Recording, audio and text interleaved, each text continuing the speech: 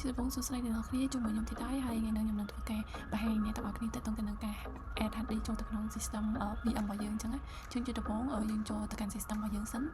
អញ្ចឹងកន្លែងនេះយើងដាក់មួយ password របស់យើងមកអូខេឥឡូវយើងចូលបានហើយបន្តមកយើងចូលទៅកាន់ terminal របស់យើងហើយយើងអាចប្រើ command lsdlk ដើម្បីមើលថា additional personal របស់យើងហ្នឹងវាមានអីគេខ្លះដែលយើងវាមានតែ VDA ដែលនឹងវាជា default របស់យើងអញ្ចឹងណាប៉ុន្តែវាអាស្រ័យទៅលើ environment ដែលយើង set up ដែរខ្ញុំដូចខ្ញុំអញ្ចឹងខ្ញុំ set up លើ UTM អញ្ចឹងវាចេញ VDA បើសិនជាអ្នកនរគ្នា set up នៅលើ VMware វាចេញ SDA អញ្ចឹងណាតែវា the same ទេអញ្ចឹងយើងធ្វើការ set down system របស់យើងសិនហើយយើងធ្វើការ add hard disk ហ្នឹងនៅក្នុងUTM របស់យើងតែម្ដងតែយើងចូលកន្លែង edit ខាងគេហ្នឹងហើយយើង scroll មកខាងក្រោមរកពាក្យ new ហើយខ្ញុំដាក់2គឺមាន 10G1 ហើយនិង 20G1 អូខេអញ្ចឹងខ្ញុំ create មកហើយចុច save មក yes ហើយយើងធ្វើការបើក system របស់យើងសារដើមម្ដងទៀត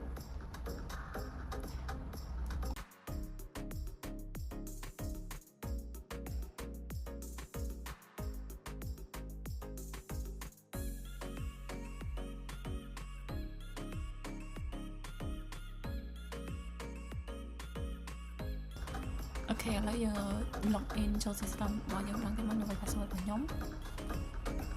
អូខេអញ្ចឹងយើងចូល terminal ហើយយើងវាយ command lsdlk នឹងដដែលដើម្បីមើលថាការ add hard disk របស់យើងនឹងវាចូលនៅអូខេ lsdlk អូខេអញ្ចឹងយើងឃើញចូលមក2ទៀតហើយគឺ VDB ហើយនិង VDC អូខេអញ្ចឹងបន្ទាប់មកយើងប្រើ fdisk ដើម្បីចូលទៅកាន់ VDC ឬក៏ VDB ហ្នឹងដើម្បី create hard disk វាម្ដងទៀតអញ្ចឹងណាអញ្ចឹងអានេះខ្ញុំចូលទៅ VDB1 ដំបូងអញ្ចឹងជាដំបូងវាចេញ command n for help ហ្នឹងអញ្ចឹងបើសិនជាយើងអត់ដឹងថាយើងប្រើ command អីទេយើងអាចប្រើ m ដើម្បី show មើលថាយើងគូប្រើអីគេតែដោយសារតែខ្ញុំបានស្រាវជ្រាវមុនធ្វើហ្នឹងអញ្ចឹងខ្ញុំដាក់ n ដើម្បី create partition ថ្មីហើយវានឹងចេញខាងក្រោមដែលវាមាន2គឺ p ហើយនិង x អញ្ចឹងយើងយក p វាយើងដាក់ឲ្យវាជា primary អញ្ចឹងណាអូខេបន្ទាប់ទៀតមកយើងយក number វាគឺ default របស់វា1ឬក៏យើងអាចចុច intern សម្រាប់ first selector ដូចគ្នាដែរយើងគ្រាន់ចុច intern មក last ដូចគ្នាហើយចុងក្រោយនេះគឺយើងយក w សម្រាប់ write ចូលទៅក្នុងហ្នឹងអញ្ចឹងយើងធ្វើការមើលម្ដងទៀតប្រើ command ហ្នឹងមកអូខេអញ្ចឹងយើងឃើញមានណាវាមានចូល VDB1 នៅក្នុង VDB អញ្ចឹងឥឡូវយើងធ្វើទៅលើ VDC ម្ដងតែខ្ញុំអត់បាន detail អីទៀតទេអ្នកនរគ្នាអាច follow ទៅតាម step ទី1បាន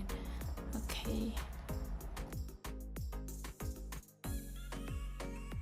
អូខេអញ្ចឹងយើង follow តាមនឹងឲ្យអញ្ចឹងយើងចូលទៅមើលតើវាមកអត់អូខេនេះយើងឃើញមានណាវា VDB VDB វាមាននៅក្នុងហ្នឹងមាន VDB1 ហើយ VDC ក៏វាមាន VDC1 នៅក្នុងហ្នឹងដូចគ្នាដែរអញ្ចឹងបន្ទាប់មកខ្ញុំធ្វើការដាក់ format វាដែលខ្ញុំប្រើ command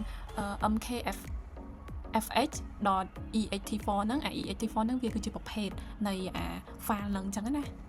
អូខេអញ្ចឹងខ្ញុំប្រើ command ហ្នឹងហើយយើងចុច y ហ្នឹងមានន័យថា yes សម្រាប់យើងដាក់ format ហ្នឹងចូលអូខេអញ្ចឹងយើងប្រើ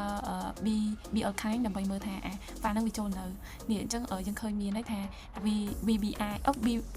VDB1 ហ្នឹងវាមានប្រភេទជា ext4 យ៉ាងអញ្ចឹងឥឡូវយើងដាក់ទៅលើ VDC1 ម្ដងដែលដាក់ប្រភេទដូចទៅនឹង ext4 ដែរអញ្ចឹងយើង follow តាម step ចាស់របស់យើងអញ្ចឹងណាបង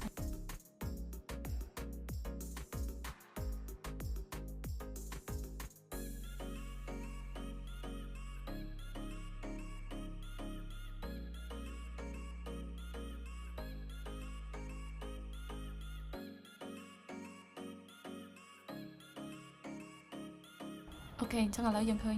VDB ហើយនិង VDC ហ្នឹងវាមាន format ដូចគ្នាអញ្ចឹងឥឡូវខ្ញុំចូលទៅដល់ការដាក់ mount ម្ដងអញ្ចឹងជាដំបូងខ្ញុំធ្វើការបង្កើត directory មួយសិនដែលខ្ញុំ media ទៅលើ disk មានន័យថាខ្ញុំបង្កើត disk មួយសម្រាប់ store ទុកអីអញ្ចឹងណាអញ្ចឹងកន្លែងនេះខ្ញុំបង្កើត disk នេះណាហើយ mount ហ្នឹងអញ្ចឹង mount ហ្នឹងមានន័យថាខ្ញុំដាក់ឲ្យវាអាច access ទៅបានអញ្ចឹងណាហើយបន្ទាប់មកវាមាន DVB កន្លែងហ្នឹងមានន័យថាវាគឺជា first partition ដែលយើងអាចនឹង access ទៅអូខេអញ្ចឹងយើងដាក់កន្ទុយ OK អញ្ចឹងអាកតុយហ្នឹងខ្ញុំត្រូវដាក់ slash media ដែលខ្ញុំបានបង្កើតមិញអញ្ចឹងគឺ /mnt /this one តែខាងលើហ្នឹងខ្ញុំដាក់ខុស so យើងដាក់ម្ដងទៀតមកអូខេអញ្ចឹងបានហើយអញ្ចឹងយើងចូលមើលទៅក្នុងហ្នឹងថាវាបាននៅ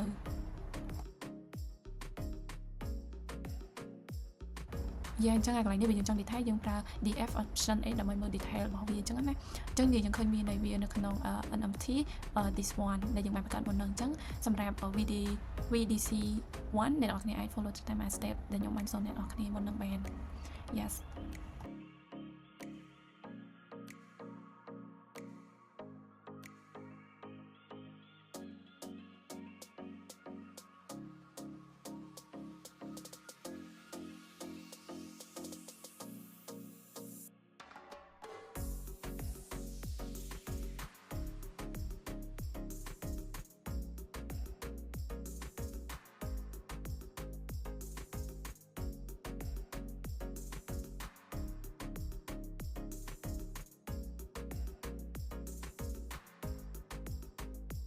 យ៉ាឥឡូវយើងបាន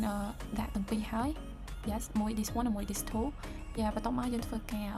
create មើលថានៅក្នុង system របស់យើងវាមាន this ប៉ុន្មានអញ្ចឹងយើងមាន2មិញអូខេអញ្ចឹងវាមាន this one ហើយនិង this two yes អូខេឥឡូវខ្ញុំធ្វើការ create file មួយដើម្បីតែថាវាដំណើរការអត់អញ្ចឹងខ្ញុំដាក់ test file អូខេអូ sorry កន្លែងនេះខ្ញុំ ls មើលអូខេខ្ញុំមាន this ខាងលើខ្ញុំដាក់តា this កូដអញ្ចឹងឥឡូវយើងថែមលេខ1មកអូខេអញ្ចឹងយើង ls ម្ដងទៀត